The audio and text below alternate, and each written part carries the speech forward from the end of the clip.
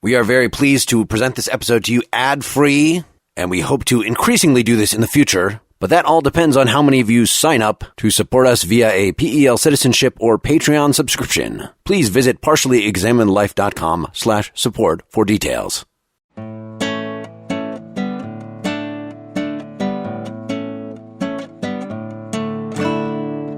You're listening to The Partially Examined Life, a podcast by some guys who at one point set on doing philosophy for a living, but then thought better of it. Our question for episode 226 is something like, how should we investigate nature? And we read Sir Francis Bacon's New Organon from 1620. For more information and a link to the text, visit partiallyexaminedlife.com. This is Mark Linsenmeyer discovering my middle axioms in middle age in Madison, Wisconsin. This is Wes Alwyn trying to melt butter with wine in Cambridge, Massachusetts. This is Dylan Casey effecting a complete solution and separation of nature via the divine fire of my mind in Madison, Wisconsin. So, hey, the birth of the scientific method. If we actually want to address the divergences between philosophy and science and the potential hostility that they have even in the modern age, with some scientists saying, philosophy's all obsolete, it's useless, it's not practical, and really we should use the scientific method to examine everything, versus the philosophers saying, no, that's scientism, that's we need to be careful, we need to set limits to science. Well, we got sort of the birth of some of those conflicts right here in Bacon's outlining something that looks a little like the scientific method. Yep. I would say a lot. It looks just like science. I mean, it straight up looks just like science. In fact, it straight up looks like it in exactly what you said, Mark, in the conflicts about what science can do successfully and not successfully. It's all there. Secondary sources will point to differences between some of Bacon's exhortations, some of what he's encouraging, and what actually the scientific method ended up being. But he gets at some things that are extraordinarily important. And I actually thought a lot of Lucretius reading this text, because I think we saw a lot of this, with Lucretius and Epicurus and the whole idea that there's something to be investigated in nature, which is, first of all, invisible or hard to see, and second of all, not qualitatively related to the phenomena it explains, but quantitatively. That's the revolutionary thing that Lucretius does with atoms, this idea that quantities of extension and motion can add up to emergent phenomena. And we're going to see the same sort of idea here, along with a bunch of ideas about how best you can get at the deeper structure of things, whether it's just observation or whether we have to poke at nature and see what it does in order to get where we want to go. This is made up of two books. So the first one and the preface really are both about method. It's less about here are the step-by-step procedures for uncovering scientific things, but here's what we are arguing against. As something that happened in a particular historical moment, we're at the end of the Renaissance. So we'd already come out of the Dark Ages. A lot of the discoveries that we associate with the foundation of science were already underway or had been performed. But there was still, among natural philosophers, perhaps, a dominant paradigm of Aristotle, of letting authority guide your investigations, in dogmatism that, this is just established doctrine, whether it's Aristotle bolstered by the church or just there was very conservative scientific environment as far as Bacon was concerned. So as far as his exhortations to stop all that, to actually pay attention to nature, to perform experiments, points at just how much of history there has been and how few points where, like in ancient Greece, where we have Epicurus, or like in ancient Rome, where we have Lucretius, and then among the present days, the Renaissance, really what he's talking about, how there should have been, if people were armed with something like the scientific method, actually paying attention to nature, there should have been steady progress throughout all that time. But instead you have a few bright spots, and now he thinks that even his present age has sort of settled down to sterility.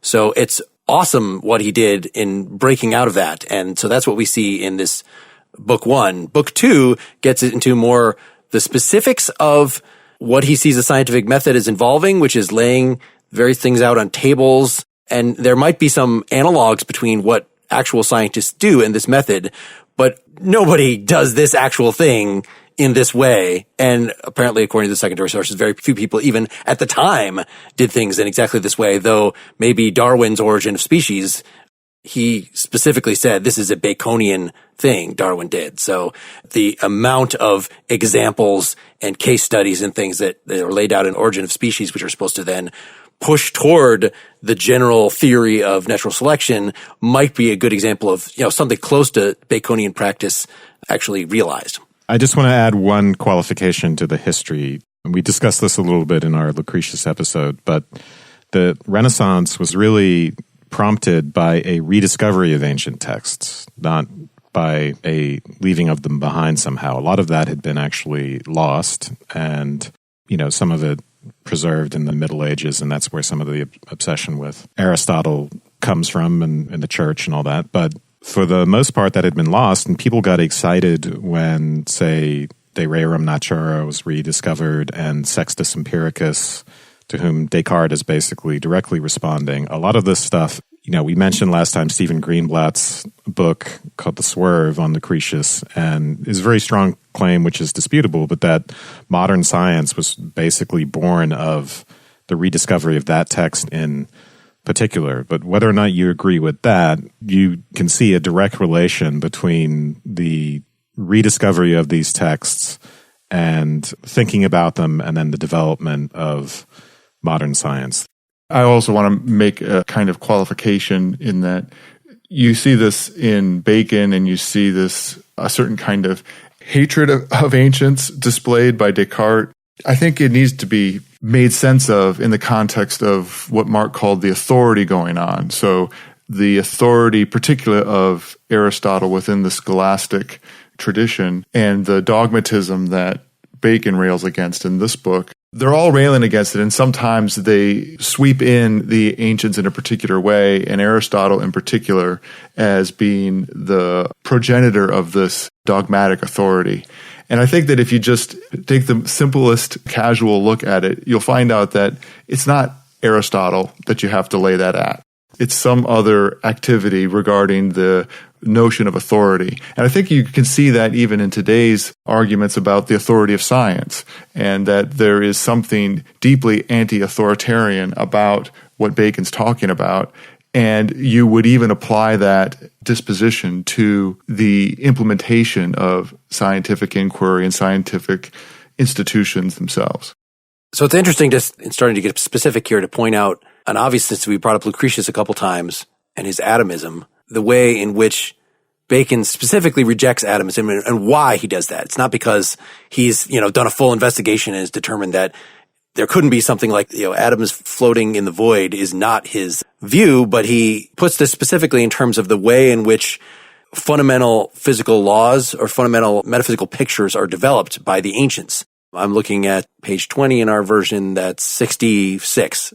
Another considerable evil is that men in their systems and contemplations bestow their labor upon the investigation and discussion of the principles of things and the extreme limits of nature, although all utility and means of action consist in the intermediate objects. Hence men cease not to abstract nature until they arrive at potential and shapeless matter, and still persist in their dissection until they arrive at atoms. And yet, were all this true, it would be of little use to advance man's estate.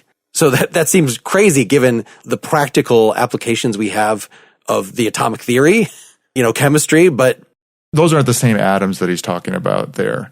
Yeah. He sees this as speculative. He sees this as a speculative metaphysical theory. Exactly.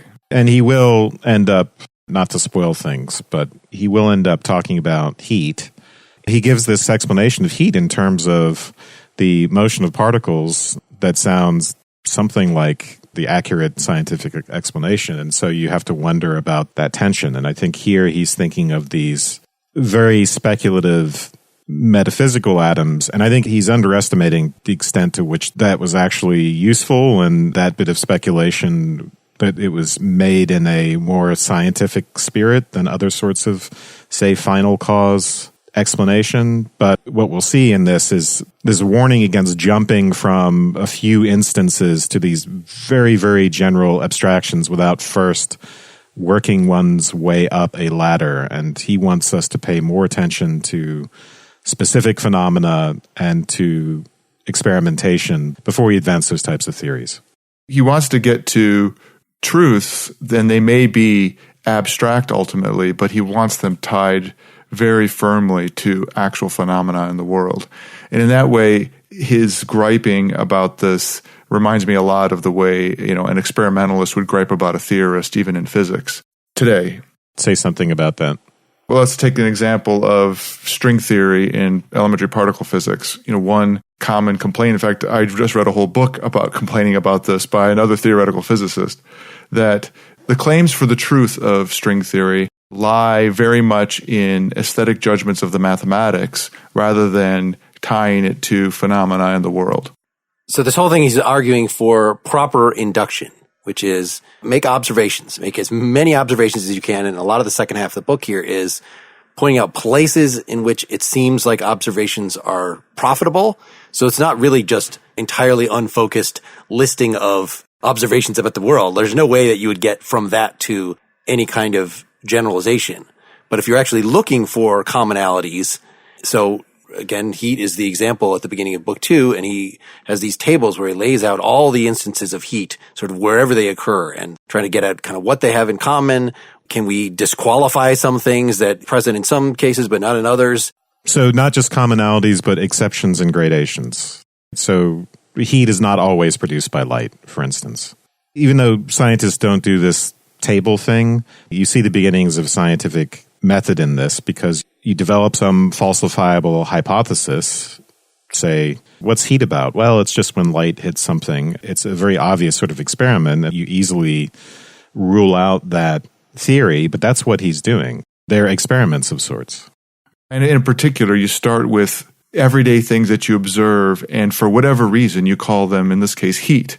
And you say something's hot, and you start lumping all these phenomena together, and you start slicing and dicing them. In what ways are they the same? In what ways are there exceptions? In what way are they different?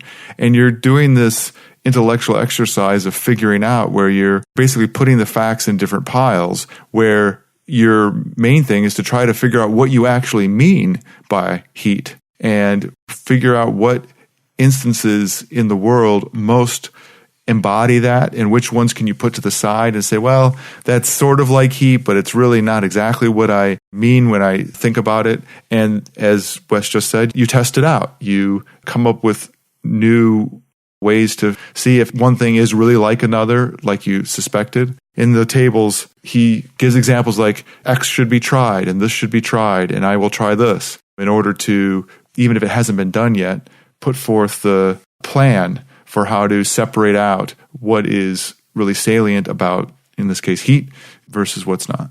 Okay, what happens when you put butter into alcohol? That sort of thing. Yep. Aphorism 19, which these aphorisms, it starts out they're actually aphoristic, like they're paragraphs. When we get later, like an aphorism might really be a chapter. They're pretty damn long. But 19 here of book 1, there are and can exist but 2 ways of investigating and discovering truth. The one hurries on rapidly from the senses and particulars to the most general axioms, and from them as principles and their supposed indisputable truths derives and discovers the intermediate axioms. This is the way now in use. The other constructs its axioms from the senses and particulars by ascending continually and gradually till it finally arrives at the most general axioms, which is the true but unattempted way.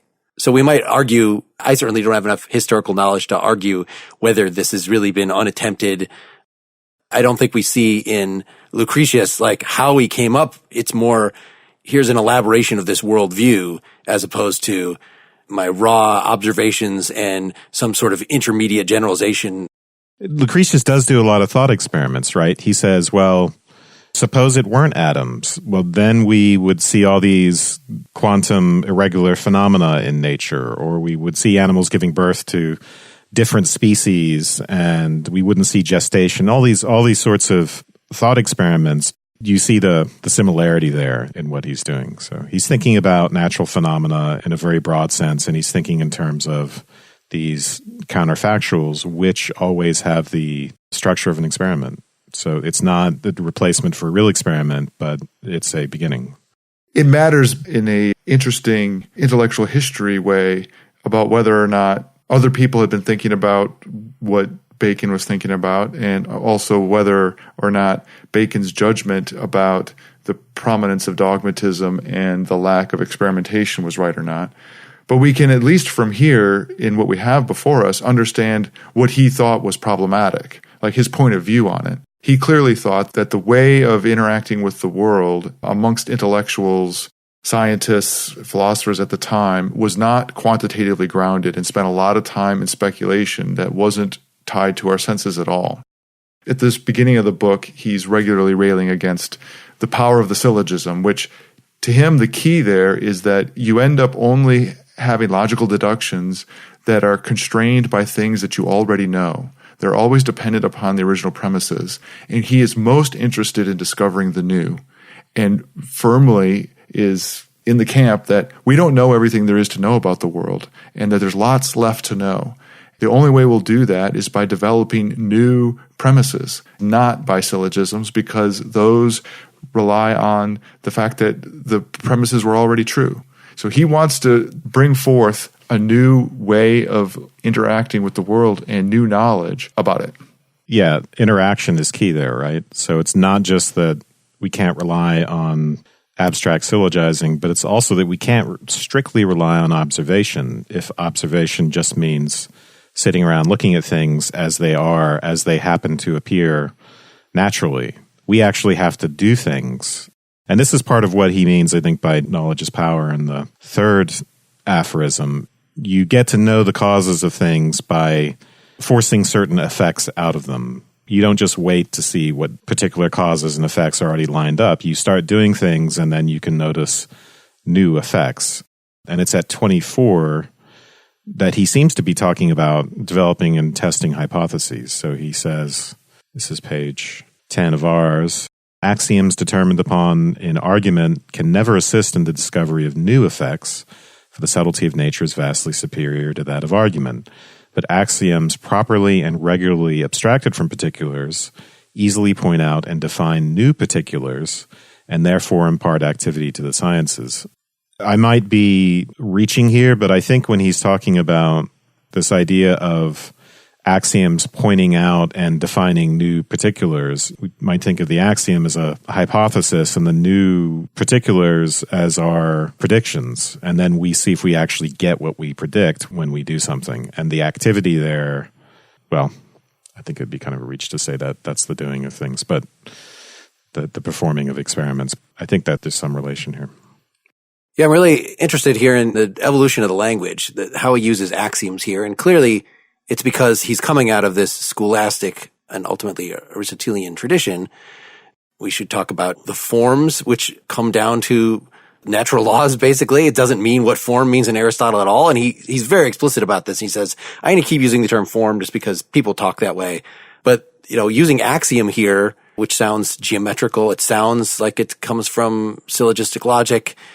I just did a search in the book, hypothesis or hypotheses, and those terms are only used a total of 15 times in the text. And just looking through them, usually it's negatively. It's like some theory that somebody has, like what he was saying the atomic theory is for the ancient Greeks, that they hold dogmatically without good reason. I do see, for instance, on page 71, book 2, section 18, for it is clear from what has been said that every contradictory instance destroys a hypothesis as to the form. So that sounds like, a hypothesis is something you dangle out to test it. So the seeds of the modern use are here. But, if you're writing a how-to book on the scientific method now, like the word hypothesis would be all over the damn place. It would be used in exactly this, something we're holding provisionally as an experiment to be tested, not dogmatic assertion. I was looking for where it was in the book, but he is adamant on the one hand that we're going to find true things. So he's against the skeptics in this respect, that there are things about the world that are knowable and that they are true. But it's also the case that you would maintain an anti-dogmatic stance with respect to them. Even the things that you decided were true were always up for grabs. That aspect of it to me is what I would point to most as being quintessentially the scientific method of inquiry, of expecting that there's truth about the world based upon quantitative observation. You're going to go out and find out about it. It's going to be truths that will be rooted in experiment and quantitative behavior, but will very likely be abstract in many ways, and that those conceptions about the world can be overturned by further investigation. He seems to hold that even of his methods, that these are all provisional. This is some of the criticism that he received, that he's just dictating this method. No, he's just based on what seems like it's going to be successful compared to previous methods. here's some tools that I've come up with. That's the whole, what Organon means is a tool set. If they're not working quite properly, innovate, improve them. But even in doing observations, as you pointed out really early in this, Wes, if you assume that human senses and their observations can reveal to us in a ready way the underlying structures of things, that's messed up. Like the microscope, we need an intellectual tool set to let us get beyond what ordinary observation reveals. Yes. Well, it's that intellectual tool set that he's laying out in part in this first book. At the end of page 11, this is 37, he's bringing up the skeptics here. Our method and that of the skeptics agree in some respect at first setting out, but differ most widely and are completely opposed to each other in their conclusion. For they roundly assert that nothing can be known. We, that but a small part of nature can be known by the present method. Their next step, however, is to destroy the authority of the senses and understanding, while we invent and supply them with assistance. And then the next one, the idols and false notions which have already preoccupied the human understanding and are deeply rooted in it, not only so beset men's minds that they become difficult to access, but even when access is obtained, will again meet and trouble us in the instauration of the sciences, unless mankind, when forewarned, guard themselves with all possible care against them. That's the last aphorism before launching into these notions of the idols of our inquiry. That is all about how we fashion our way of thinking and interacting with the world ourselves so as not to get in our own way.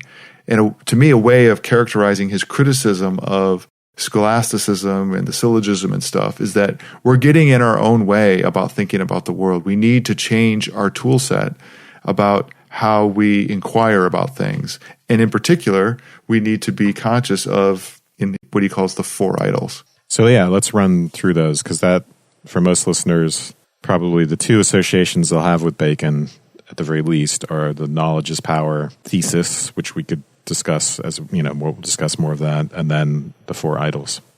So I didn't realize, I think it was in the Internet Encyclopedia of Philosophy, that idols is used here. It doesn't mean what it means when you're decrying a false religion. He uses the word idol from the Greek eidolon, image or phantom, not in the sense of a false god or heathen deity, but rather than in the sense employed in Epicurean physics. Thus, a Baconian idol is a potential deception or source of misunderstanding, especially one that clouds or confuses our knowledge of external reality. Which, when I think of like Twilight of the Idols or something, obviously Nietzsche had in mind the religious sense. It seemed like it's being claimed here that maybe the religious sense came second, right? That eidolon just means, something like false or, deceptive. And then it was a later historical idea that would be, a false god in particular. I don't know if that's very useful. I'm sure Bacon had in mind false gods as well. The idol is a substitute, right? Whether we're talking about a false god or idol in this sense, it's something that takes the place of the truer thing and so diverts us from it. It takes the place of the whip. You give me the whip, I give you the idol. Wait, is that a Indiana? It's an Indiana Jones thing. Yeah. Raiders of the Lost Ark. To me, that distinction between it being a false god and a distraction for the mind are almost indistinguishable. But if we want to go down that road later. No. Another day. So, idols of the tribe. The four of them are the idols of the tribe, the idols of the den, the idols of the market, and the idols of the theater. Can we just use idols of the cave, since that's the usual translation than den? Yeah, cave is better. I like that better. You're right. Yeah, we're reading a 1901 translation which is pretty good, at least as far as I'm concerned, the best one we could find that didn't cost a lot of money. But it's a little flowery in places, and then it's just weird to see idols of the den instead of idols of the cave. Idolus specus, right? That's the Latin phrase. So these are all things that are going to make us grasp at false generalizations, make us impose hypotheses, as he's saying, or hastily constructed axioms on sensations. Yep. So in the case of the tribe, which it's a little weird because he starts talking about idols of the tribe before he tells us, he'll list the four of them and what they are in general, and then he'll go into detail. So idols of the tribe having to do with human nature and our perceptions, our constitution, of the cave having to do with individual dispositions and education, the market, which is largely about language and the way words deceive us, and then theater, the influence of philosophical dogmas. Then he'll launch into each one in detail, and so most of them he'll say, okay, so now let's do Idols of the Cave. But with the tribe, he just launches into it and then tells us he's done that afterwards. So this actually is the longest. It's the one he concentrates on the most. It's funny because the way it starts out, and 45, which is on page 13, he will basically say that we tend to suppose a greater degree of order in things than there is. And his example is the planetary orbits, which he rejects, unfortunately. He can't win them all, so he misses that one. But he says that they can't possibly be perfect circles. So maybe I'm being a little unfair. Perfect circles, yeah. He does clearly want to open the door for spiral and serpentine lines. So to me, he really wanted to say, well, look, the way you see that planet moving through the sky ought to be the way it's actually moving. Yeah, so what we would see in the sky as it would move and then it would go backwards, we'd see these epicycles, and we can give a completely mathematically coherent description of the movement of the planets in terms of an apparatus which is geocentric and in which there are epicycles. Ptolemy. So when we look at those phenomena, in the absence of further knowledge, we can give completely coherent theoretical explanations of what's going on that save the appearances, to use that phrase, and that are fully functional when it comes to their predictive power. So that's part of what he's pointing to here, is just the fact that, yes, we can create these theories that work, but we haven't yet ruled out other theories that have just as much predictive power. So I found it really fascinating that he immediately goes to say, well, human beings, they look for patterns and can, in fact, force peculiar kinds of simplicities. So it's a kind of virtue and a vice, which is, I think, why it's an idol. That if we're not careful, we can oversimplify what might be going on. Yeah, and the next aphorism is basically the idea that we tend to ignore exceptions. Confirmation bias. There you go.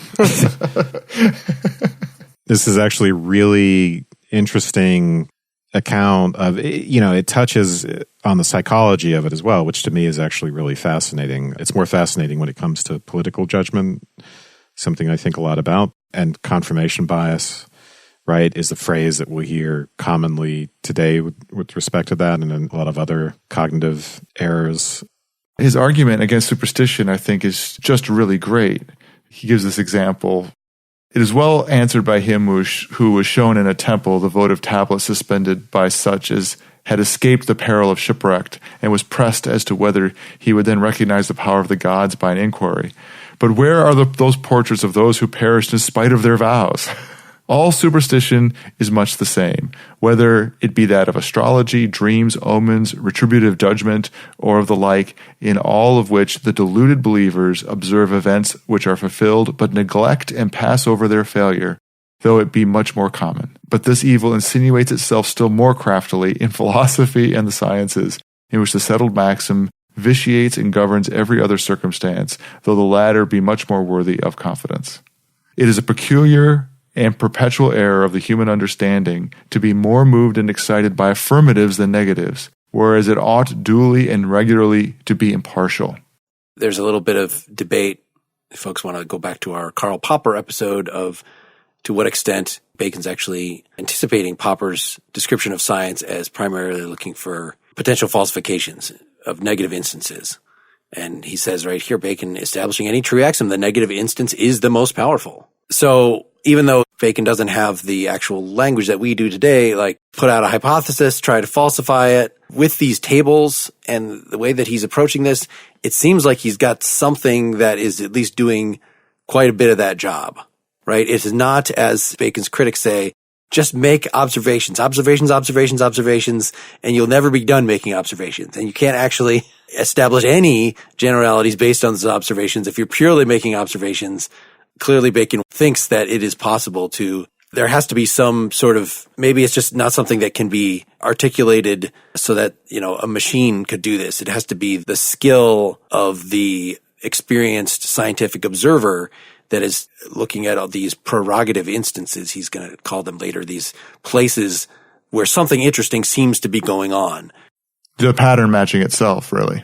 Yeah, whether it's like, this is a weird, anomalous occurrence. We need to not just say, it's a miracle, but like, how can we come up with the more general laws, that govern ordinary things that would apply to this too? That's an example of one of his prerogatives. Or looking at how the different measures of something seem to affect the properties involved. There's like 27 of these things. So it seems like there's plenty of ideas provided for the intelligent scientific observer to then get going on a research program, which will in effect identify all the potential negative instances. And then when those are ruled out, then whatever's left, that's your scientific theory. If you're acting what heat is, and as Wes gave the example, you've ruled out light, you've ruled out a million other things, like what seems to be the common thing? What you're left with is the motion of particles, in Bacon's opinion. Yeah, which he gets right. I mean, I also can't help, especially when we brought up superstition, is thinking about the other ways socially that superstition just runs roughshod over people. And I don't know that Bacon himself was ever victim of that, but lots of people were. In fact, Kepler's mother was imprisoned as a witch, and he spent a lot of time trying to fight against that. The power of both authority and the plainness of observation and that confirmation bias, which goes, I think Bacon's exactly right. It goes directly to how superstition works on people. There's something in superstition which is pre-scientific in a way, and that's what's so hard about this. Yes. The identification of correlation with causation. That's why there are a lot of interesting tensions in this. He's not just condemning generality. He's not just advocating observation. He's pointing out the limitations of both of those things, and he's pointing out why they have to be modified and then used in a way where they work together. But yeah, if you're superstitious, you have the idea that there are these sort of causal relationships between things. Some sign means that something's going to happen, maybe a good thing, maybe a bad thing. And if you're only looking for the times that confirm it, that to you is your limited scientific experiment that confirms the principle. Once you start paying attention to exceptions, you can start moving beyond that, and you move from the realm of simple surface correlation to deep structure, which is the place where we start to get real causation. This is a really important point, is that Bacon is in fact a proponent of figuring out what the general rules of the world are. And he firmly believes that the world is knowable. He's not a skeptic, and in fact is hard on skeptics in that respect. But it's the tool set, the way in which you go about doing so, that matters. And that's what he's trying to articulate here. So a good case in point here is Aphorism 50 on page 14, where he's going to get into the dullness of the senses as an impediment. If our contemplation of things, quote unquote, ceases with sight, and we don't pay attention to what he calls invisible objects, we're not actually going to get anywhere. So we'll see in the case of heat, he's going to have to postulate particles which are not themselves visible as a causal mechanism for heat. And it can't just be a matter of, hey, I'm observing it happening here. Here's light, here's heat. So heat is a kind of light. And even if I don't see the light, there's some light somewhere. The sort of very rough association between qualitative things. By the way, Lucretius does this too, right? He's rejecting the idea that there are little homunculi, for instance, that are qualitatively similar on a microscopic level to the macroscopic thing that they're supposed to explain, or that blueness of an object is because there are little blue particles that make up the blue object. You explain blueness, macro blueness, in terms of micro blueness. A very similar thing is going on here. We're not just looking for brute, qualitative, macro relations. So there's a footnote here, footnote 17. Bacon distinguished with the schools the gross and tangible parts of bodies from such as were volatile and intangible. These in conformity with the scholastic language he terms spirits. So there's this talk of spirits in things throughout here that to us is really glaring is like, okay, something archaic is going on here. This footnote is clearly asking us to just say, yeah, it's just talking about whatever the structure is that is not directly discoverable by the senses. Or that is not material particles, right? So you could talk about gravity or the repulsive and attractive forces of particle physics. Those things themselves are not physical things in the sense of they're not material things that you can point to. They're structural, they're formal, and they're micro. So I think that's what spirits gets at too. If you're going to insist that acknowledging a secret structure of things is an important part of scientific observation. Why do you say secret? Because you can't discover them just by ordinary observation. You have to use the organon to get at them. Well, he uses that word too, the innermost secret chambers instead of staying in the antechamber. You know, we have to basically force our way into nature's bedroom, and it's very rapey language, but yeah. So my question is, though, if you're going to posit something like that, you'd ideally want to do it in as assumption-free way as possible. Like if you just said there's an inner structure of things, what it is exactly science is supposed to understand, is supposed to investigate. I'm unclear here because I read in the Stanford Encyclopedia entry a little more about if he doesn't believe, if he's not an atomist, what does he actually think? And so this notion of spirits to him kind of goes all the way down, that the problem he has with the idea of atoms in a void is really a problem of reason and not something you'd get off of just mere observation. It just seems like there's no motivating force for things. Why would things move at all if they were just atoms clunking around in a void? And I think Lucretia says that there's an initial motion that they've been moving since time. The swerve. Yes. Okay. So if you're going to allow yourself to theorize at this level, which Bacon does, like you'd think that he might just want to stay at the surfaces of things, stay, according to his own rules, what actually can produce tangible results. But he does allow himself to speculate.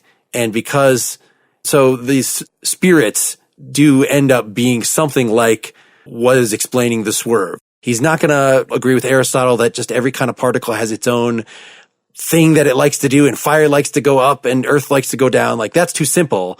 But there are still, as you get into this book toward the end, he's talking about different types of motions, and there are just some types of substances that they just like to spin. They're more comfortable when they're spinning. And there's some that just like to be more at rest. And there are some that are held in suspension, such as the heart, the beating heart of an organism. It's trying to escape the bounds of its routine motion, but in fact is sucked back by forces and when he was considering that possibility, that's kind of how we consider, planets in orbit. That's exactly what's going on, right? They're trying to escape orbit, but gravity is pulling them back. So it's like this constant Heraclitean balance of forces, this flux that's keeping them. But that's not what Bacon thought, that everything was like that. He really thought, as far as we can tell, there seem to be some things that just a planet's going to spin.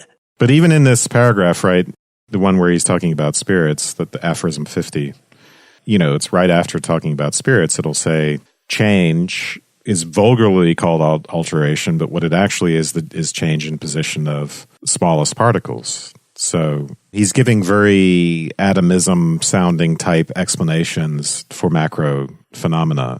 And then he moves on here to basically saying, to get at this, we need to do experiments. So he says, again, the very nature of common air and all bodies of less density, of which there are many, is almost unknown, for the senses are weak and erring, nor can instruments be of great use in extending their sphere or acuteness. All the better interpretations of nature are worked out by instances and fit in apt experiments where the senses only judge of the experiment of nature and the thing itself.